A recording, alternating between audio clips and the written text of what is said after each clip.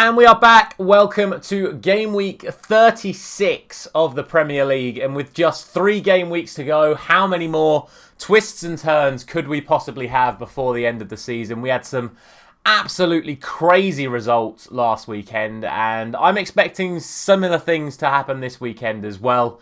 So make sure you stick around to see what I am predicting for this week's fixtures. But before we do, a quick reminder for you to drop a like on this video if you enjoy the series and subscribe to the channel. We are uploading daily predictions this week as we cover the Premier League, the playoffs, the Women's FA Cup, Champions League and Europa League. So without any further ado, let's get straight into it as we start off with the Saturday lunchtime game between Leeds United and Newcastle United in a game that is incredibly pivotal at both ends of the table. Now, Leeds obviously have to get wins. They are in a position now where they cannot afford to keep losing games or they will just be flat out relegated.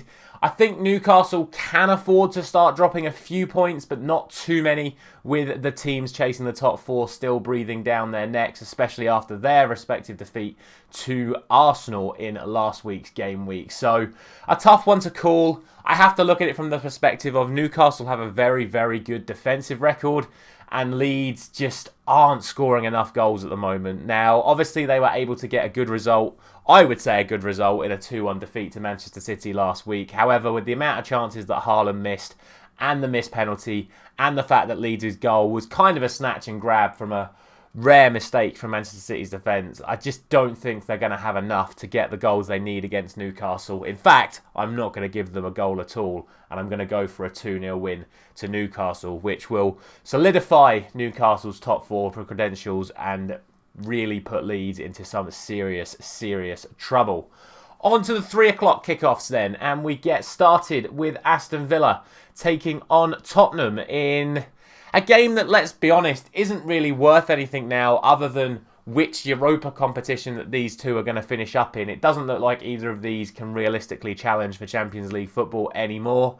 And I just don't really know what to do with this. Aston Villa had that phenomenal run where it looked like they were just going to keep going and going and going. That's just sort of fizzled out in the last couple of weeks. And at the moment, there's just no guarantee what sort of Tottenham team is going to turn up. So it makes this a really, really hard game to call.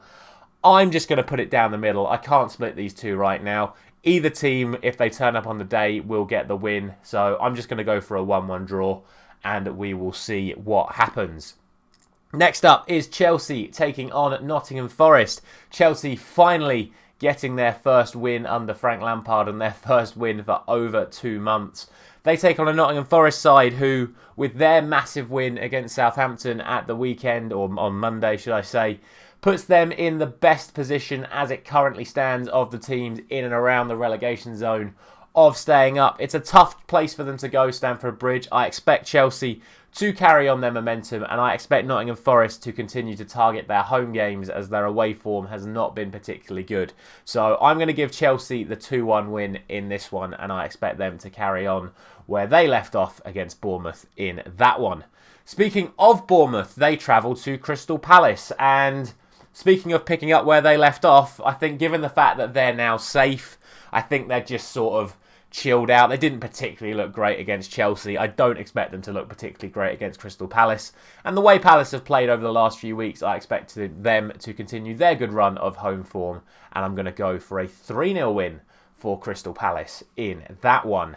Next up, it is my club, Manchester United, and they face Wolves in an absolutely must-win game for Erik ten Hag and Manchester United. All the talk around the new ownership, which I'll get into in my reaction to the Wolves game on Saturday, we will discuss then. But on the pitch, the job needs to be done in this game. And quite frankly, if the job doesn't get done in this game, then we don't deserve Champions League football for next season. I am, of course, backing United to get the win at home. We have the best defensive record in the league at home this season, so I'm hoping that continues. I'm still going to give Wolves a go. I have no faith at the moment in our ability to keep clean sheets, even despite the home record, but I'm going to go for a 3-1 win.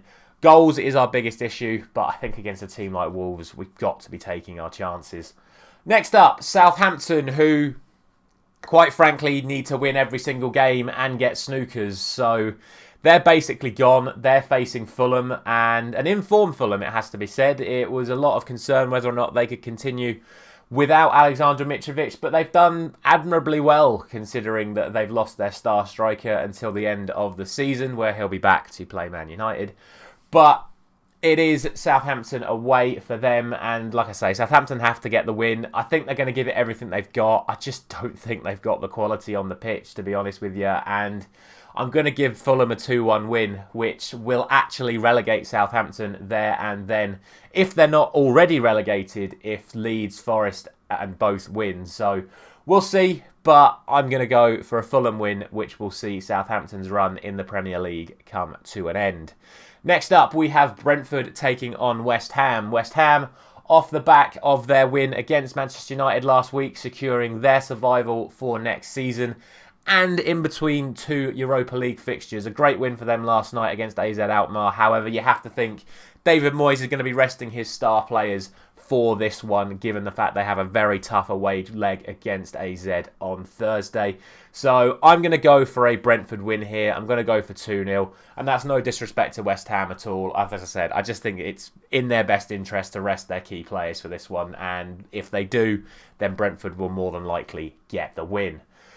On to the game that somehow I've taken the most thought over this week, and it's Everton against Manchester City in a game where everyone expects Manchester City to win very comfortably, but everyone expected Brighton to win very comfortably, and then Everton went to Brighton and won 5-1 away at Brighton. That is possibly the best result of any team this season and has given Everton such a good chance of staying up now. And if they play the way they did against Brighton, and given the fact that Manchester City can afford to drop points before the end of the season, and the fact that they're in a 1-1 position against Real Madrid going into the second leg, Everton have more than a good chance of getting a result in this game. I have no doubt about that. This could be another incredible result for them, but even if Manchester City make wholesale changes, we know how good their squad is. So I'm going to go for 3-2 to Manchester City, but honestly, I think anything could happen in this game. I think this could be any scoreline based off of the results we saw last week. So I'm really looking forward to this one. Really looking forward to see if Everton can pull off yet another big result. But for now, my mind says it's still a Manchester City win.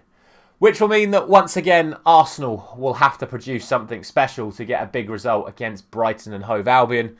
But, as we've just spoke about, Brighton just lost 5-1 to Everton, so they'll be looking for a response. They don't want to give up their dreams of chasing at least a Europa League spot for next season, so they're going to be giving it everything they've got. But I think Arsenal still have it at the moment. I still think with the pressure off, they're producing better performances again. It is confirmed that Saliba and Zinchenko are out for the remainder of the season. Granted, that's only 3 games.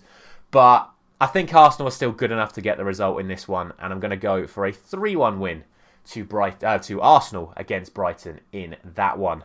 Finally then, we have Leicester taking on Liverpool in a game with massive implications once again. Depending on how results go earlier on in the weekend, Leicester may have to win this game. I mean, they have to win it anyway, but they may definitely have to win this game. Liverpool, on the other hand, will be potentially looking to take opportunities if Newcastle or Manchester United drop more points. So a must-win game for both teams with their relative ambitions at stake.